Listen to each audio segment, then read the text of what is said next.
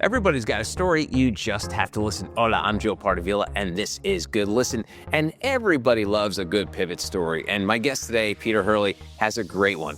He started out as a male model and actor in New York City, and then somehow became one of the most world-renowned headshot photographers. So we're going to find out his story and talk about photography and all the stuff he does to make people look beautiful, including some celebrities you may know. Peter Hurley, welcome to Good Listen. How are you, man? I'm good, Joe. Thanks for having me. This is cool. It's great to see you again. And so I want to start our conversation by talking about 2020 and the pandemic, because I know it's a random place to start with a world-renowned professional photographer. But during 2020, there were all these words that people knew about but never used, like the term like super spreader and contact tracing. But the one word I want to like really key in on is the word pivot. 2020 was the year of the pivot. You heard it in every business podcast known to man. You've got to pivot. You've got to go from, if you're a retail store, you've got to do online checkouts all this stuff about pivoting. And the reason I'm bringing up this word, Peter, is because you were doing pivoting before pivoting was cool. You did not set out to be this amazing photographer. You were a model, and a pretty good one for quite a long time. And then one day you decided to make this pivot to photography. So take us back to that. And again, the word pivot existed back then, Peter, but this was not like an intentional thing. You were like, oh, I'm going to pivot into photography. So take us back to that moment when you did that pivot from model to photographer. Wow, that's so cool because I haven't even thought about that. I actually pivoted. I wasn't getting any better looking. So I was like, I better do something. How old were you at that time? Do you remember like the exact age around? Yeah, I was 30. I picked up a camera when I was 30 and I started modeling when I was 25. And when I was 30, I picked up the camera and then my modeling career kind of fizzled as I got busier as a photographer, which I mean, picking up the camera was like the best thing for me, obviously, but it was the worst thing for my modeling career because I would go on set and I'm self-taught. So I would just try to absorb whatever the photographer was doing. So I became the most annoying model they ever had. They'd be like, just go in front of the camera. Don't ask me about this and that and the other thing. And I was like, yeah, but I'm like, blah, blah. They go, get in front of the camera.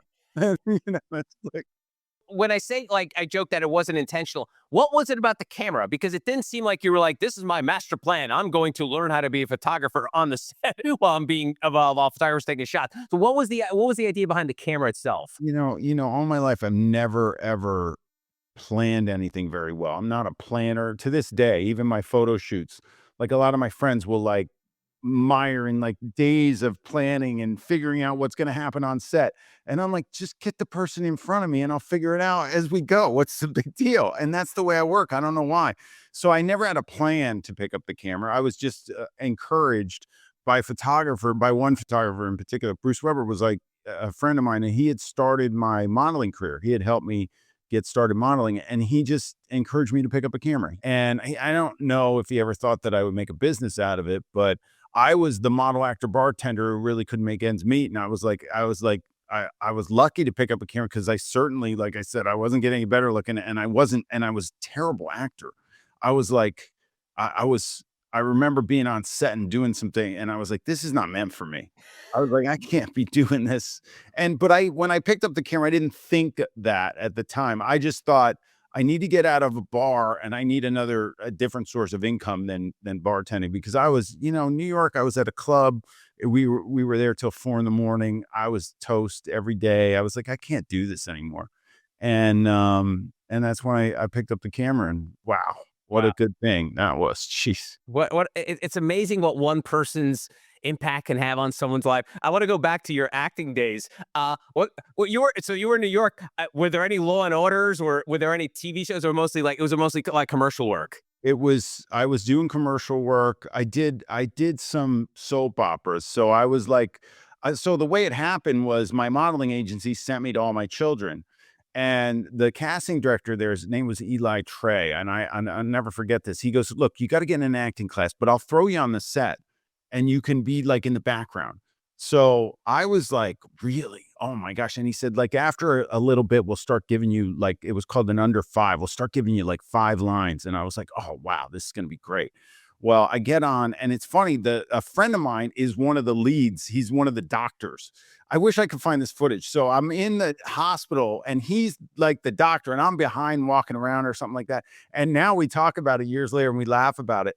But I remember going on set, like one of my first days, and Susan Lucci walks up to me and she goes, "Hi, how are you? My name's Susan Lucci." And I was like, I'm just like a background like, "You're so sweet." She was so nice, and I felt such a warm welcome on that show, and, but, 6 months go by, and I never got the under 5, so I never talked. So I've got footage of me walking around in the back, and that's about it.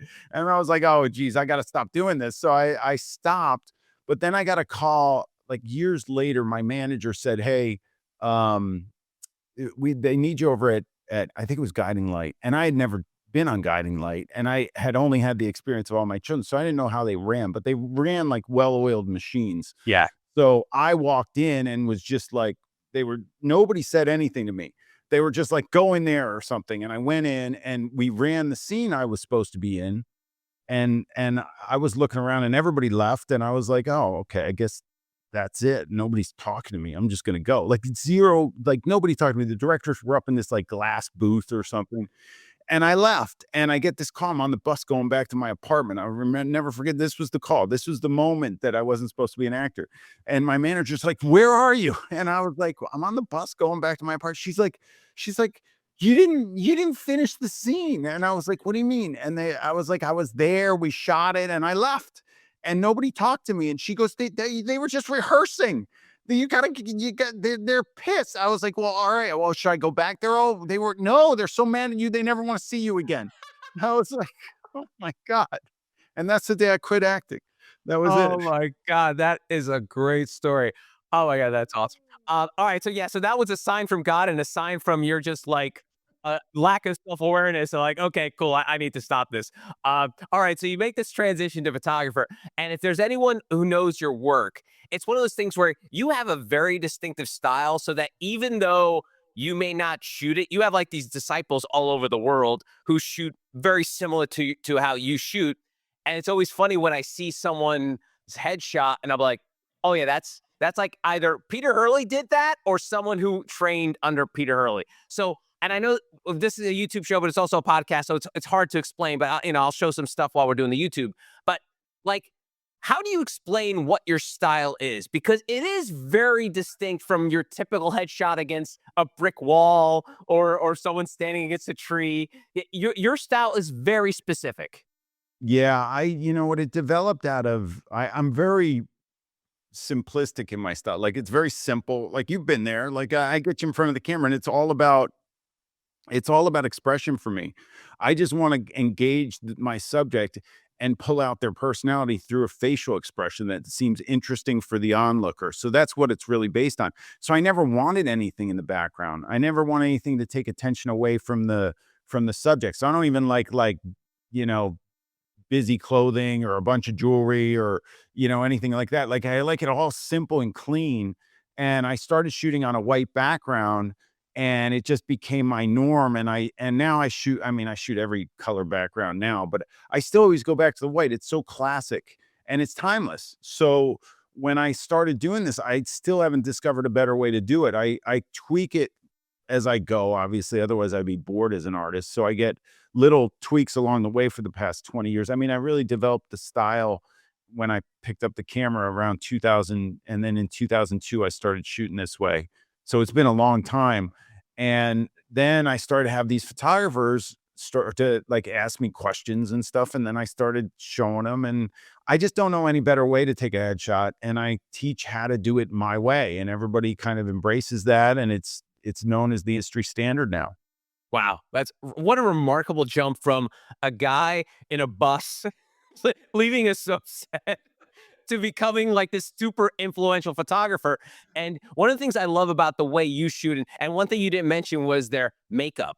And anytime I've worked with women and we've done shoots at your studio, you always tell the women, no makeup. Don't put on. I know. There's a couple things you're okay with, but why is makeup not a? Why is it something you kind of push back against when it comes to your shots? Well, first of all, I don't do makeup on men. Right. because everything's retouch if they have a blemish, unless they wear makeup in general. And now we have, people doing all sorts of things with their, you know, their personality comes out through if somebody's wearing makeup. I'm happy to shoot it. A woman who wears makeup, heavy makeup every day, and comes into my studio and wants to shoot super clean isn't going to be happy with their headshots because it's not going to feel like her. So I'm okay with heavier makeup. And I kind of, we used to always have people come in clean face, no makeup, start off clean, and then add as we go and see where we go. It's amazing what you can do these days with even with AI tools. Like it's been unbelievable if we need to add a little makeup here or there, or somebody's got a really strong sense of style, but they're on a photo shoot. Like they should be pampered. They should be in the makeup chair. We should be able to tweak it to figure out, oh, well, this look will look a little bit better with this outfit, and this lip will look a little bit better with this. So it is tweaked throughout the shoot, but I always thought, I think the reason why I said, very light makeup is because I was shooting actors. And I think the casting directors need to see the person as a blank slate kind of.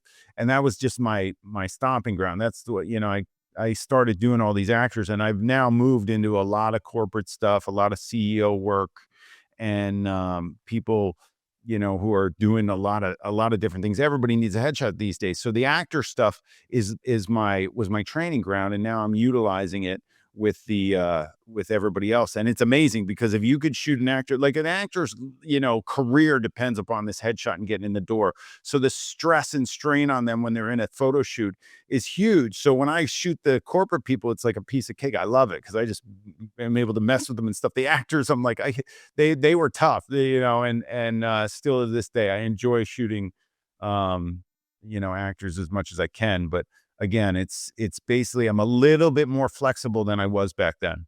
And part of your style, Peter, is, and you went viral, and this is how I kind of discovered you many, many years ago on YouTube, because you had a catchphrase, which is one of those things where, well, you had multiple catchphrases. You're like a regular Jim Carrey, Peter Hurley, but like there were two that jumped out. One was shebang, and the Yep. other was squinching. Uh, Yes. so let's start with shebang, because this kind of dovetails into the way how you make people feel comfortable. You there's an energy that you bring to these shoots, and shebang is sort of like your bang, or whatever catchphrase some of these other people might use. Like that's the Yeah. one you use to sort of lighten the mood and let people know, like, this is a great shot. Yeah, exactly. I get excited about my work. I coach a lot of photographers on this. If you're not excited about your work, how's the person in front of the camera going to know that there's excitement? People come in and they want to look good. My goal is to make people feel better about their appearance. I think I've never had anybody walk in and be like, Peter, this is your lucky day. I'm gorgeous. Most people walk in and they do the opposite. Like, I can't, this is going to be a tough on you. You got your work cut out for you. I didn't get any sleep last night. Like, I get all that. And so for me to build the excitement into the shoot for the person to feel like we're making progress and getting shots, I have to show how into my work I am. And it just so happened that, well, I have a video of it actually. I was like taping a little video because I video myself a lot, I guess. I had a client there and I was like, this is a great shot. This is amazing. It's like a bang, it's a bang, it's a shebang. And I said shebang. And then I was like, "Oh, that was good." And then I did a video about my number one tip on looking better in front of a camera is to get your jawline out. It just makes everybody, now with me, I got a little bit of a beard going on these days. But if you don't have that, it does make everybody look more attractive. So I took my iPhone and I set it up and I put it in a on a tripod. And back then there was like nothing. I don't even know how I got it on the tripod back then or whatever. It was like 2010. We didn't have all the tools we have today. Now I just would have done it in 2 seconds. But I threw this video on my new YouTube channel and it just went nuts.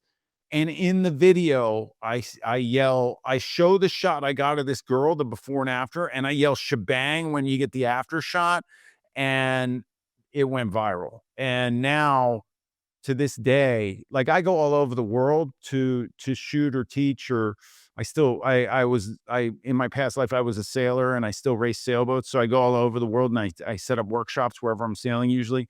And if somebody doesn't yell shebang at me in any corner of the globe, I'm like, am I losing my mojo? What's going on? It's like it's amazing. We'll go on trips and I was in Paris walking down the street and I was with my buddy and we were on his street and some guy runs out of the restaurant yelling shebang. He's like, not on my street. It's happening here. He's like, this is crazy. I'm like, so it's cool. Um, but I tell photographers, if you have to be excited about what you're doing. So I don't care if the word shebang, use shebang if you want, or use whatever. Say, yeah, the person you need to give the individual in front of the camera the feedback that they're doing well and that you're getting something. Why are they going to a photographer? They're going to a photographer for quality and for an experience. And part of that experience is coaching. And the coaching should happen so that the photographers I coach are supposed to be experts. And I'm like, look, I'm giving you these tools. I'm giving you the squinch, which we can get into next. I'm giving you the jawline out. I'm giving you all that stuff. You can't just shoot and not be excited about your work. I mean, the newest, I don't know. I come up with new things all the time, but now my new thing is that I'll take a picture. And I'll be like, I'll just look at the screen and I'll look at the person. I go, you see that? And they'll be like, yeah, I said, I took that all by myself. You know, I get excited. And they're like, "You had help from me." I said, "Yeah, that's true. Okay."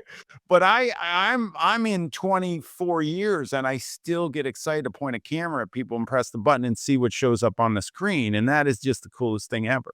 That is awesome. Yeah, and let's get into squinching.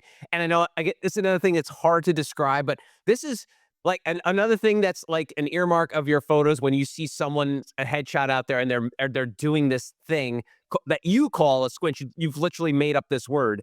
Um, what the hell is squinching for the folks who are uninitiated in the world of Peter Hurley? I know I needed to trademark this sucker.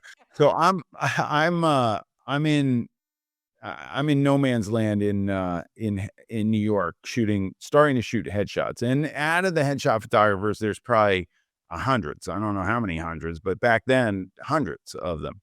And I was just an actor that I was like, well, I picked up a camera. I'd done the headshot process. I might as well try and photograph my friends and start this thing.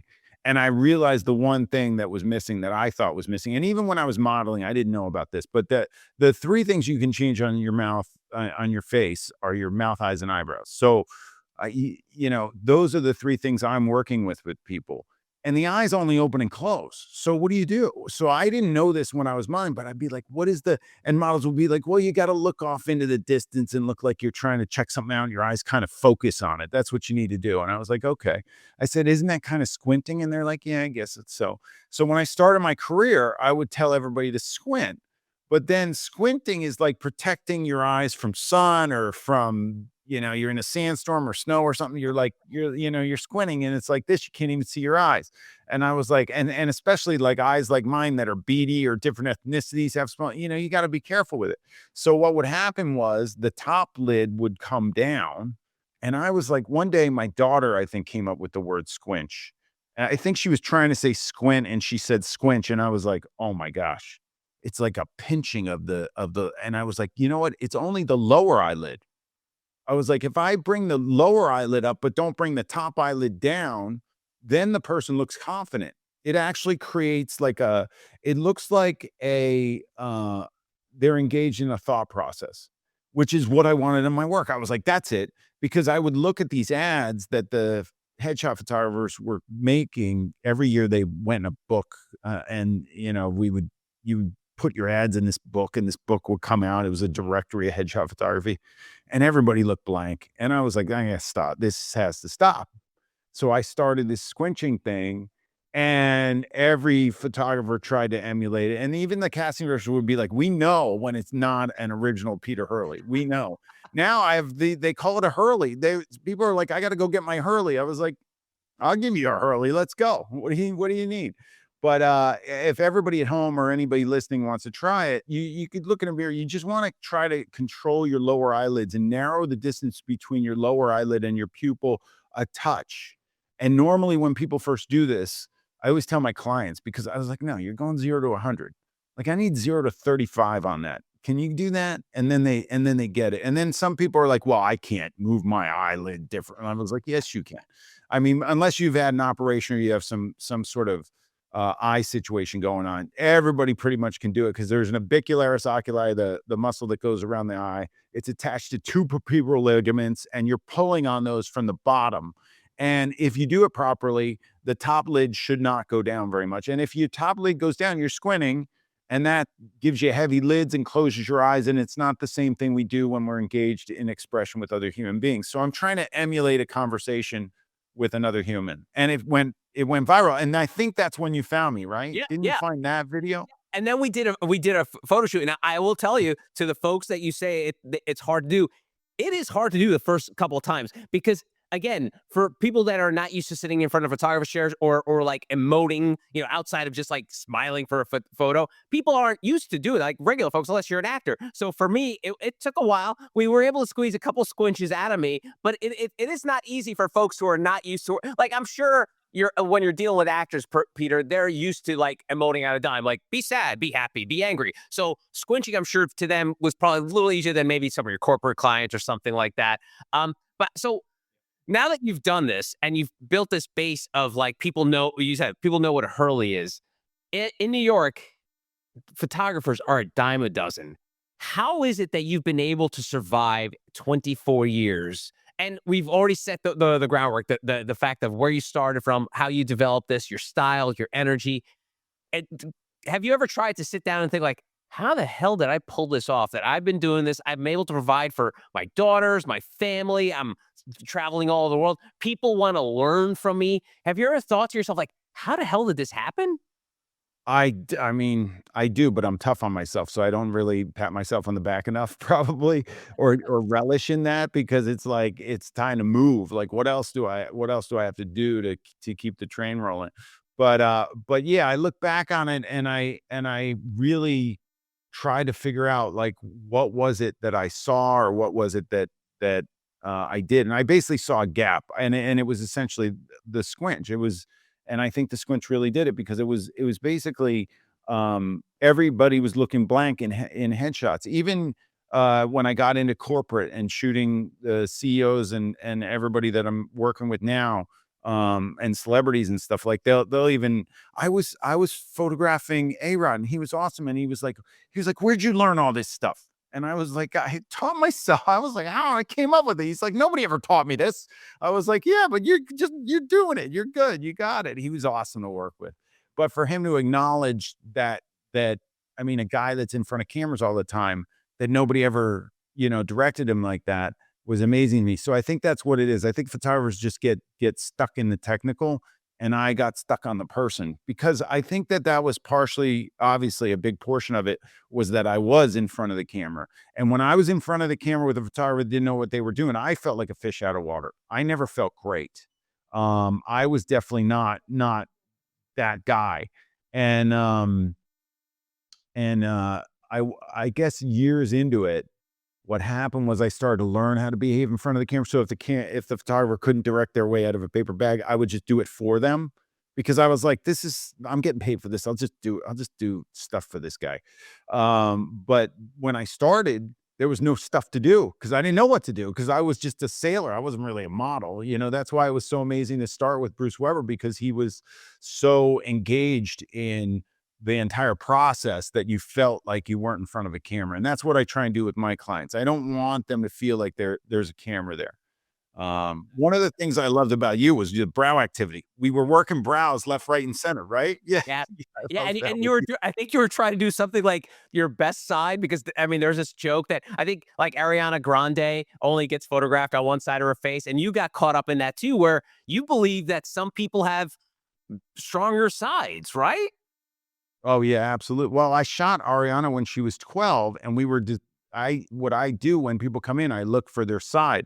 And it's funny that I mean, I wish I was a fly on the wall during that shoot, but I looked back at the pictures and I shot all all her side that she likes. I was like, I knew it. I do it with everybody now. My big thing. I actually I coined another word and I did a video on it that didn't go viral or anything because I don't know, the algorithm or whatever. You never This know. video didn't go as crazy as the other ones, but I called it "Are you ambifacial?" So ambifacial people, I made it up.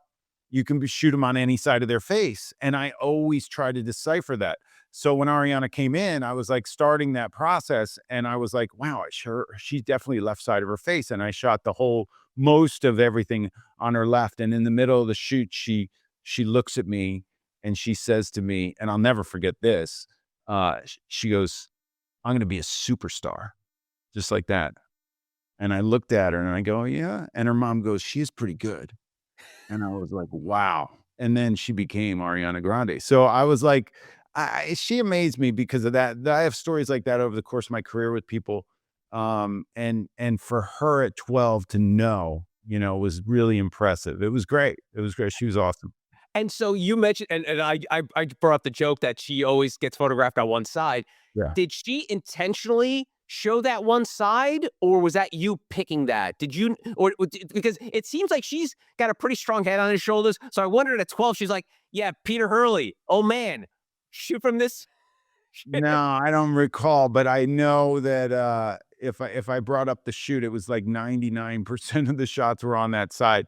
Most of the time, that's me. If so, you know what, I figured out that I have to be a little bit better with that. Back then, it was always me. Like I would probably, I mean, who knows? I might have been the one that fixated her on that and got her to be like, this is the side, but or maybe I helped.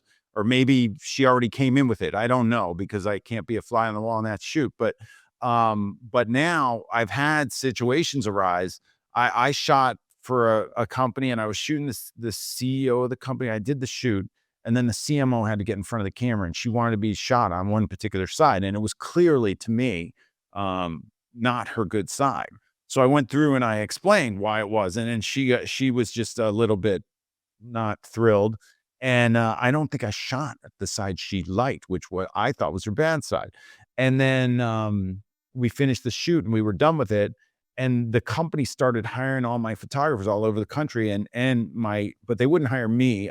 In New York, you can hire me or my assistant. So they started working my assistant. I just thought, oh, well, that's great. They're cheaper, whatever.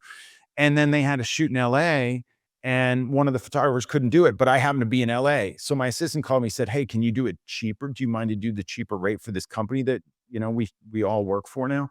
And, but they won't shoot with you because you're too expensive. And I was like, yeah, I'll do it. I'm here. I'll just do it. And she called and the CMO's assistant said, no, he's not allowed to shoot for the company anymore. And it was because I wouldn't shoot the CMO on the side of her face that she liked. I was like, no way.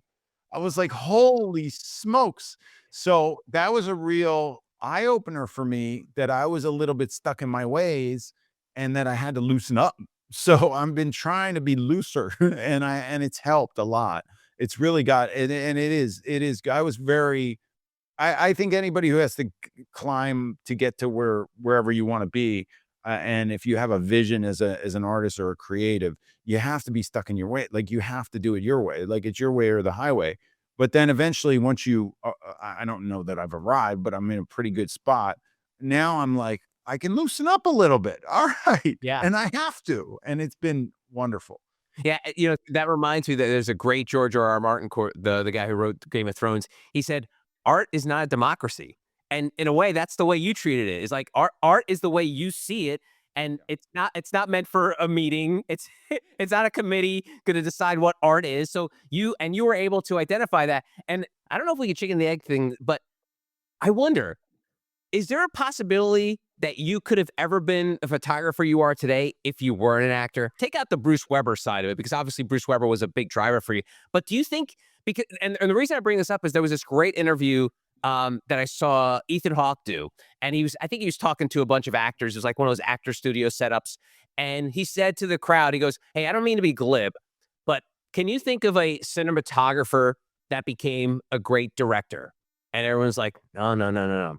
And he goes, again, I'm not trying to be glib, but think of an actor that became a great director. And, you could reel them off to Robert Redford, Clint Eastwood, Barbara Streisand.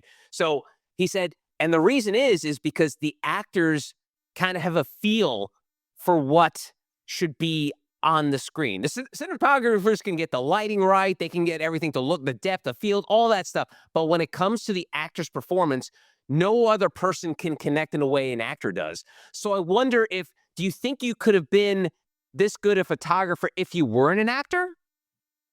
Yeah, wow, that's interesting. And you know what? I saw that clip and I loved it.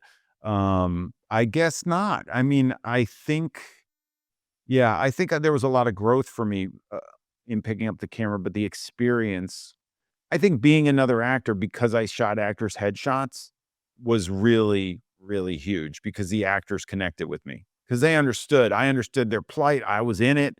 I even was still acting when I started shooting. And, I would go to classes just to get actors to shoot with me when I started. I'd be like, we got to do your headshots, and that was like how I started marketing my business. I was just going to classes just to get the shots, not even for the classes for the most part. So yeah, I think that there is something there. Um, and I think that the you know the challenge of becoming an actor is so difficult and getting that career, off and running. And I think just the trials and tribulations of that was probably more difficult than picking up a camera and trying to get people in front of it. So, that was probably part of it. I was probably like, "Okay, I can do this, I can do that," this type of thing. That's so cool. All right, so you mentioned a couple people you work with, like the Alex Rodriguez's, the Ariana Grandes. You've been doing this for 24 years. So can you reach into your archives, give me another favorite story of someone, or maybe someone that you worked with early on, and then they became this huge star? Because the one thing what's really cool when you go into your studio, and even you've written a book about this, is just see the amount of people you've worked with, whether it was people that became huge stars or just people that were just working actors in New York, or somebody that just wanted a really cool headshot.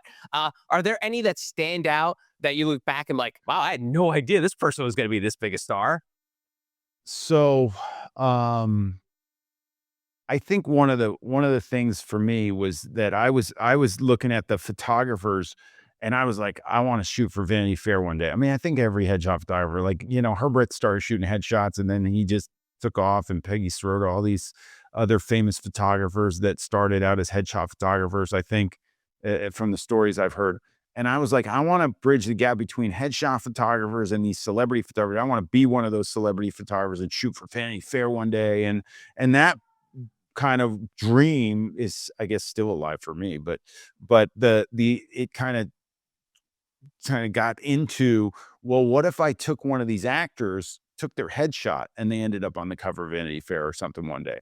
I was like, that would be cool, whether I shot it or not. Like that means that I'm doing something and to help these people out.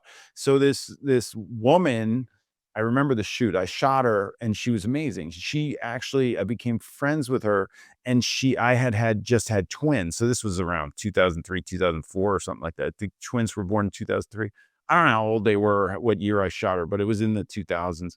And she knitted. She was a knitted. She would knit stuff. So she knitted like twin caps for them and brought them to the shoot. And I was like, oh, this is so sweet. Anyway, I take the picture, and years later, she gets into this independent film that at Focus Features did it actually. And I knew this guy at Focus Features. And then the film won all sorts of awards. It was called Pariah. Her name's Ad Apparel. And they told me, I think D was the director. I forget now. Anyway, um, it's winning all these awards. So the producer and all the actors and everything needed imagery for it, for the actual, you know, to promote the film. So a friend of mine who was working at Focus at the time was like, "Look, I need you to shoot all these people. They're going to come to your studio." I was like, "Add apparent all the whole team, all the actors, the producer, everybody's coming. We're going to shoot it all." And I was like, "Oh my gosh, this is amazing."